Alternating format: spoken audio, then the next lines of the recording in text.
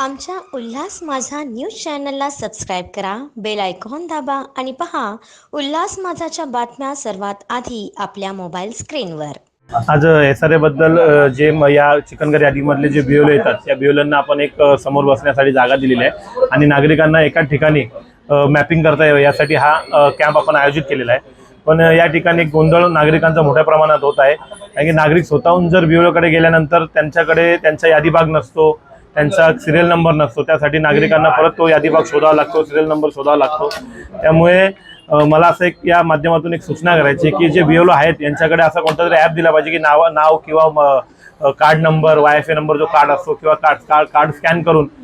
त्यांचा यादी भाग नंबर आणि सिरियल नंबर त्यांना नागरिकांना देता आला पाहिजे, कारण की नागरिकांचा थोडा